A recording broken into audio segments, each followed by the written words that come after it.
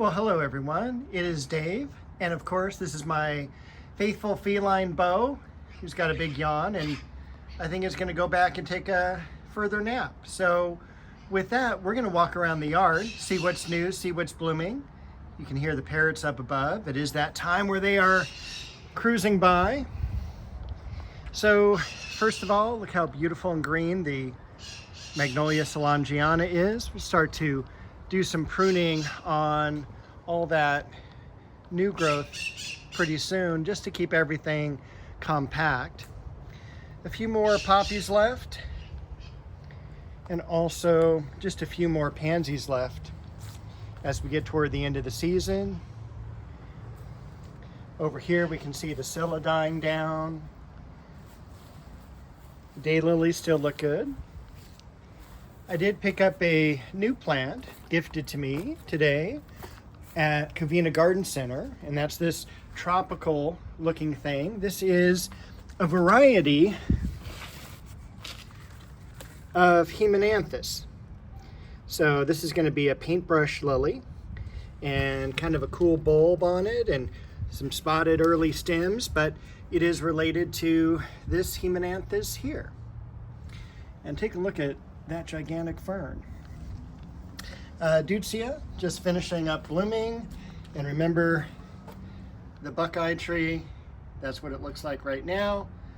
Gonna need to transplant it. Got a few of the roses here blooming that I meant to plant earlier this year.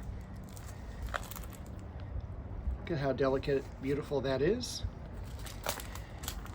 And let's go ahead and head out, see what's going on. The blooming flower here is a geranium. This is one of the ground cover varieties. I really love the foliage. Look how nice it contrasts with the dark Shasta daisies underneath. This is a variety of Japanese maple called Orange Dream. And then we have the forsythia that we planted this year. Up top, some beautiful crimson bouquet roses. And down below, we got some Alstroemeria. Few blooms left on the lavender trumpet vine, probably because I cut it back at the wrong time of year. So hopefully next year I will do a lot better. This, I think since the last video, I pruned this back as well. It rained over the weekend. It rained pretty substantially on Saturday. We got 1/4 inch of rain, and that's pretty good for us, especially for April. I'm actually recording this May 1st, 2025. Got some of the orchids underneath there. I don't have a variety name for this Japanese maple. See a few impatient blooms down there. And the Dahlia, as well as the Dahlia up here. And I forget the name of this. It is like a red-leafed ornamental chard, but I don't think it's chard. Anyway, that's doing really well. Nice little clump of that. I have that here because back when I was in high school, all those many years ago, I would take care of a house for a neighbor of mine that lived up the street, and he had a whole bunch of this on his property. So I just remember watering that so much during my youth. And then that is more Alstroemeria, variegated. This is the flowers. These are the flowers of the tree I'm standing underneath. So this is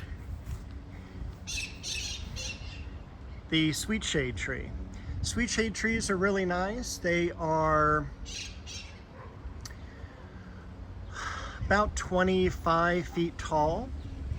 So they're generally a smaller tree for the yard, very columnar, very disease resistant. We've got some blooms on the geranium here that's variegated, and it's one of the scented types. Shishigashira, Japanese maple. pomegranate, looking very beautiful. I'm really happy with the leafing out of both the Magnolia Elizabeth here and here. So a tremendous amount of foliage, which means next year's blooms are going to be amazing. I also went ahead and cut back, and I'm really glad I did. This one here, this is a Japanese maple waterfall, and it had a branch coming out here and it had died back. So this is I think a little bit more cool, a little bit more right to the flow of like the waterfall here. Back behind we have the Japanese maple bloodgood, Chiananthus tree, also another Japanese maple here, Japanese ribbon grass, and the gardenias in the back, as well as the pittosporum.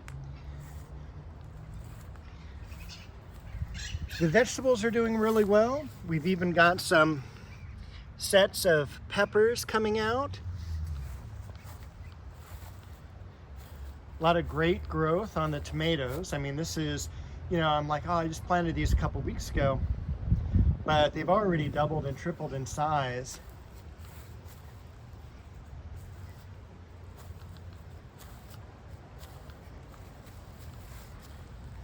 And I was going to show you the Roma tomato over here. Already has some tomatoes on it. Again, this is like the 1st of May.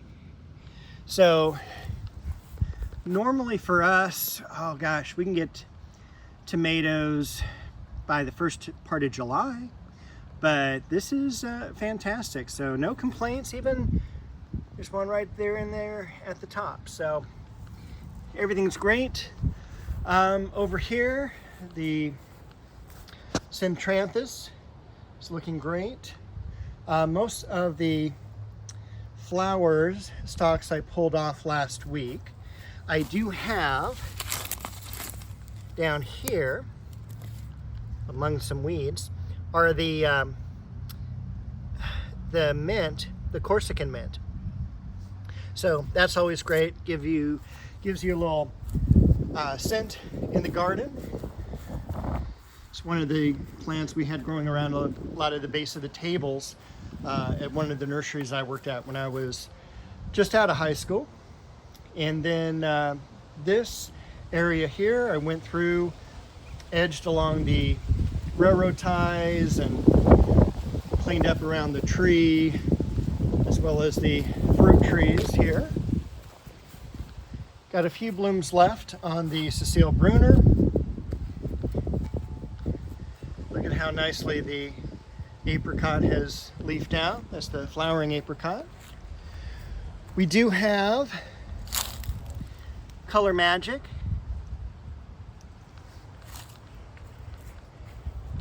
Beautiful red on the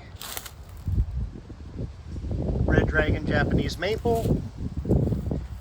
Had some beautiful foxgloves this past week. This one got hit by the water, but look at that beautiful blossom. Should have staked those. But then there's this one here, and look at the amazing colors that this has.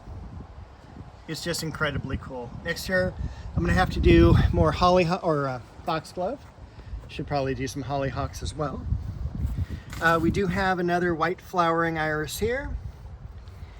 I saw Schreiner's irises, a number of them are for sale right now, so kind of want to do some online buying. One I don't think I talked about too much is 49er. It is a bicolor rose. You can see some foxglove in the back there. The multi-grafted plum tree. A lot of the lilies coming up now. Tiffany rose. Look at how nice and full the almond bush is. Also more foxglove. Kind of looks nice down the aisleway there. And even this one here, I mean, this is now just about my height, about 6 foot tall. That looks beautiful. Gold medal rose, another foxglove behind it. The crabapple putting on some growth, and that's exactly what I needed to do. It's also the 3rd year for this plant. Another fragrant plum rose.